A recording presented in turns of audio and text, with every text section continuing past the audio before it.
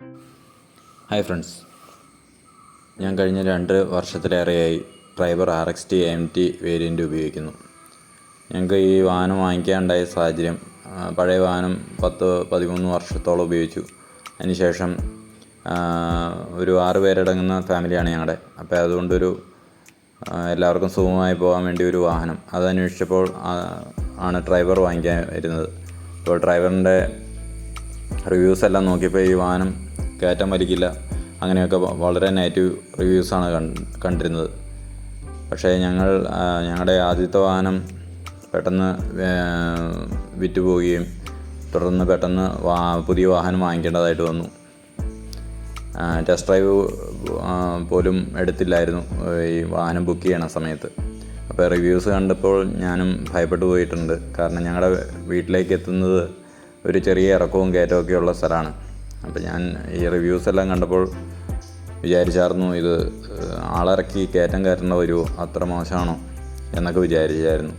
എങ്കിലും കഴിഞ്ഞ 2 വർഷത്തിലേറെ ഉപയോഗിക്കുന്നതിൻ്റെ അടിസ്ഥാനത്തിൽ വാഹനം കയറ്റം കയറുവാനോ അങ്ങനെയൊന്നും ഒരു ബുദ്ധിമുട്ടുള്ളതായി ഇതുവരെയായിട്ടും ഫീൽ ചെയ്തിട്ടില്ല.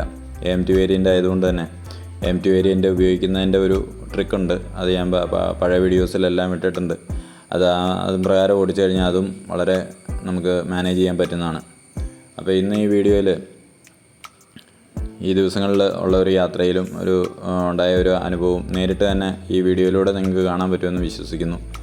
ഈ യാത്രയിൽ 6 മുതിർന്നവരും 2 കുട്ടികളുമാണ്. കുട്ടികളെന്ന് പറഞ്ഞാൽ 10-14 വയസ്സുള്ള 2 പേര്. ഇത്രയും പേരടങ്ങുന്ന ഒരു ചെറിയ യാത്രയായിരുന്നു. അപ്പോൾ ഇത് ഇടവഴികളിലൂടെയൊക്കെയാണ് ഈ വാഹനം പോകുന്നത്. നമുക്ക് മുന്നോട്ട് പോകുമ്പോൾ ഒരു കയറ്റം കാണാൻ പറ്റും. രാത്രി ആയതുകൊണ്ട് നിങ്ങൾക്ക് ഇത് എത്രമാത്രം വിസിബിളാണെന്നറിയില്ല, എങ്കിലും ഒരു അത്യാവശ്യം നല്ലൊരു കയറ്റമാണ്. ഞാൻ ഈ പറഞ്ഞ ലോഡും ഈ വാഹനത്തിലുണ്ട്. അപ്പോൾ ഈ വണ്ടി കയറി പോകുന്നത് നിങ്ങൾക്ക് കാണാൻ പറ്റും. ഇത് AMT വേരിയൻറ്റിൽ നിങ്ങൾക്കറിയാം, ഇത് ഡ്രൈവ് മോഡുണ്ട്, ന്യൂട്രലുണ്ട്, റിവേഴ്സുണ്ട്. ഈ ഡ്രൈവ് മോഡിൻ്റെ ലെഫ്റ്റ് സൈഡിലായിട്ട് പ്ലസും മൈനസും, അതായത് നമുക്ക് നമ്മുടെ സ്വന്തം ഇഷ്ടപ്രകാരം കൂട്ടുകയും കുറയ്ക്കുകയും ചെയ്യാൻ പറ്റും. അങ്ങനെയുള്ള ഓപ്ഷനും ഉണ്ട്. ഞാൻ സാധാരണ രീതിയിൽ ഓട്ടോമാറ്റിക്കായിട്ട് തന്നെയാണ് ഓടിക്കാറ്. പക്ഷേ ഇങ്ങനെയുള്ള കയറ്റം വരുന്ന അവസരങ്ങളിൽ നമ്മളങ്ങനെ ഓട്ടോമാറ്റിക്കായിട്ട് ഓടിച്ചു കഴിഞ്ഞ് കഴിഞ്ഞാൽ ഈ ലോഡും ഉള്ളതുകൊണ്ട് കുറച്ചങ്ങ് കയറി കഴിയുമ്പോഴത്തേക്കും ഈ ഗിയർ ഷിഫ്റ്റ് ചെയ്യാൻ വേണ്ടി ഈ വണ്ടി ഒന്ന് നിൽക്കും. അപ്പോൾ പെട്ടെന്ന് പുറകോട്ട് വന്നമാതിരി നമുക്ക് തോന്നും. അത് ആകെ ഒരു ബുദ്ധിമുട്ടാവും. ഇങ്ങനെയുള്ള കയറ്റങ്ങളിൽ ചെയ്യാമെന്ന് പറഞ്ഞു കഴിഞ്ഞാൽ ആദ്യമേ തന്നെ കയറ്റം കയറുന്നതിന് തുടക്കത്തിൽ തന്നെ വണ്ടി നിർത്തണമെന്നൊന്നുമില്ല. നേരെ പ്ലസ് മൈനസ് ആ മോഡിലേക്ക് അങ്ങ് മാറ്റുക, ലെഫ്റ്റിലേക്ക് തട്ടിയാൽ മതി. എന്നിട്ട് അപ്പോൾ ഫസ്റ്റ് ഗിയറിൽ തന്നെ ആ കയറ്റം മുഴുവൻ കയറി കഴിയുമ്പോൾ വീണ്ടും തിരിച്ച് നമ്മൾ ഓട്ടോമാറ്റിക് ഇതിലേക്ക് ഇട്ടാൽ മതി.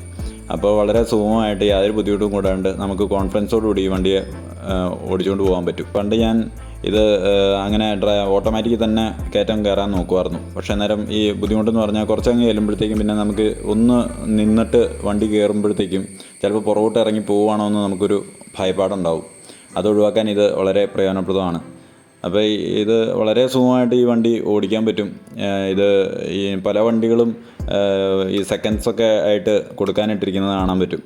അത് എന്തുകൊണ്ടാണെന്ന് എനിക്കറിയില്ല. ഇതുപോലെ AMT വാങ്ങിച്ചിട്ട് ഈ ഓടിക്കുന്നതിൻ്റെ ബുദ്ധിമുട്ട് കാരണമാണോ എന്ന് എനിക്കറിയില്ല. ഇനി ഇൻ കേസ് അങ്ങനെ വല്ലതൊക്കെ ആണെങ്കിൽ ഇത് കാണുന്നവർക്കൊക്കെ പ്രയോജനപ്പെടും. അല്ല, ഇനി സെക്കൻഡ്സ് വാഹനം വാങ്ങിക്കാൻ ഇങ്ങനെയൊക്കെ എൻ്റെ വീട്ടിലെ സാഹചര്യങ്ങൾ പോലെയുള്ളവർക്കൊക്കെ ആർക്കെങ്കിലും വാങ്ങിക്കാൻ പറ്റുമെങ്കിൽ വലിയ വില കൊടുക്കാണ്ട് നമുക്ക് നല്ലൊരു 6 സീറ്റർ കിട്ടും. അത്യാവശ്യം ഫീച്ചേഴ്സുള്ള ഒരു 6 സീറ്റർ വാഹനം കിട്ടും. ഈ വണ്ടിയുടെ പ്രൊമോഷനോ ഒന്നുമല്ല, ഞാൻ 2.5 വർഷത്തോളമായിട്ട് ഉപയോഗിക്കുന്നതിൻ്റെ ഒരു ഫീഡ്ബാക്ക് പറഞ്ഞു എന്ന് മാത്രമേ ഉള്ളൂ. ഇതും നിങ്ങൾക്ക് പ്രയോജനപ്പെടട്ടെ എന്ന് ആഗ്രഹിക്കുന്നു. ഇത്രയും പറഞ്ഞുകൊണ്ട് ഞാൻ ഈ വീഡിയോ നിർത്തുന്നു. നന്ദി, നല്ല നമസ്കാരം.